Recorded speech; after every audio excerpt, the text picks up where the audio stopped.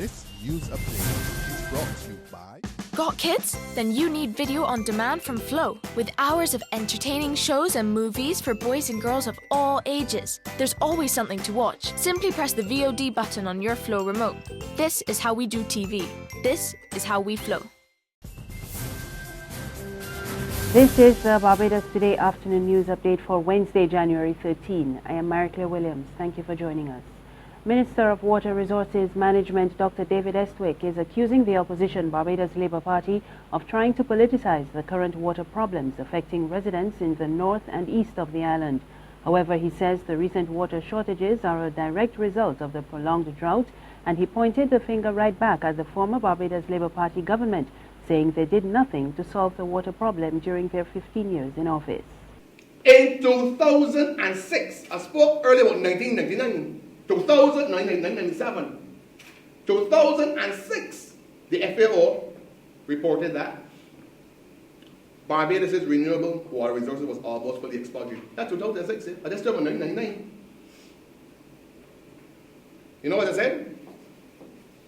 Based on Barbados' annual rainfall of 1.5 meters per year, that this would yield about 46 million gallons per year. And that based on the consumption rate of water at that time, you know how much Barbados was consuming? 45 million per year. That's 2006. Under the same administration that had the information in 2006 and 1997. And did nothing about it. So therefore, during drought conditions, as we are presently experiencing, Barbadians would be consuming more water than could be supported by with the reservoirs and the aquifers. This is a fact. There's nothing political about that. On the contrary, Estwick says ruling Democratic Labour Party has been working to put a comprehensive water management system in place. He says his government has established for the first time a leak detection department and a system to monitor water mains and reservoirs. Estwick also announced short and medium-term strategies in direct response to the current problems. This involves new pumping capacity from Lazaretto and the commissioning of the St Philip Augmentation Project by next week. The longer-term plan is to build 2 desalination plants, one in St Lucia and the other in St Peter. Yesterday, Cabinet's Infrastructural Committee also approved a water reuse policy that will allow Barbadians to use harvested water for purposes such as washing cars and flushing toilets. The National Union of Public Workers is not backing down from its plans to press government for salary increases for public servants. Union President Akani McDowell has served notice that the union will not be deterred, even after Finance Minister Chris Sinclair poured cold water on the idea.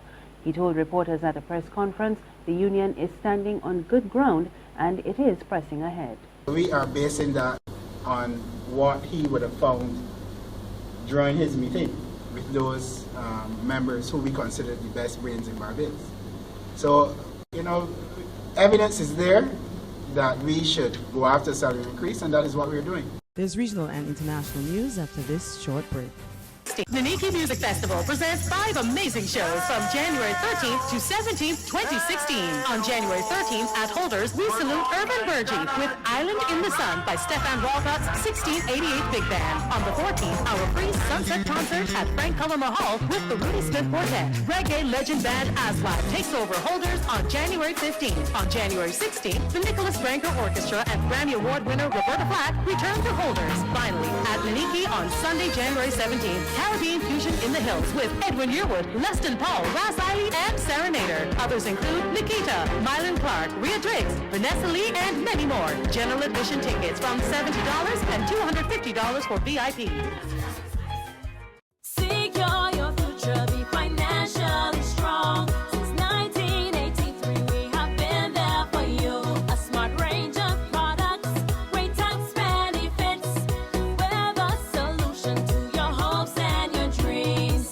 The Barbados Workers Union Cooperative Credit Union. The Barbados Workers Union Cooperative Credit Union. Humble beginnings to smart loans, smart savings. Say smart.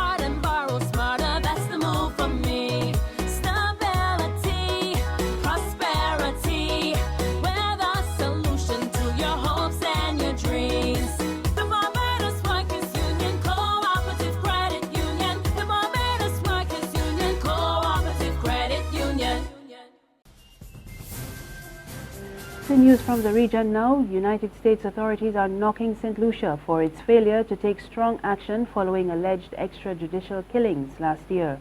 In a statement issued yesterday, the Barbados-based U.S. Embassy urged the government to empower the police department to adhere to the rule of law. We get more in this report from Helen Television. 12 people were fatally shot by an ad hoc police task force as part of an anti-crime offensive, Operation Restore Confidence. Some 8 months later in November, the Director of Public Prosecution, Victoria Charles Clark, lamenting resource constraints, would conclude the impacts report is not in line with St Lucia law and no action could be taken. The Minister of National Security, Philip Lacorbiniere, denounced the DPP's statements. Lacorbiniere revealed Charles Clark was offered additional assistance in a special prosecutor to expedite proceedings. January 12, 2016, the United States government, through its embassy to Barbados and the OECS, has issued a stern notice to the government of St Lucia. The missive notes that the government of St Lucia has made no meaningful progress towards criminal prosecution. DPP Victoria Charles Clark, now on pre-retirement leave, the U.S. document says, made a disappointing announcement. The St. Lucian government is encouraged to activate the promised Implementation Oversight Committee under the Prime Minister's chairmanship. The statement further adds, a clear demonstration of the government of St. Lucia's commitment to the rule of law would benefit the people of St. Lucia as well as St. Lucia's international standing. On the international scene, U.S. President Barack Obama is urging Americans in his final State of the Union address to reject the politics of tribalism and focus on building a big-hearted and optimistic nation. Delivering his annual report, Obama warned that the country was imperiled by a political system festering in malice and gridlock. He also took on critics who accused him of weakening America's power abroad and Republicans who say he is underplaying the threat from radical Islamist groups such as ISIS.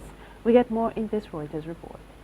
I want to focus on our future. President Barack Obama telling Americans in dire terms they must fix a broken political system or risk forsaking the future.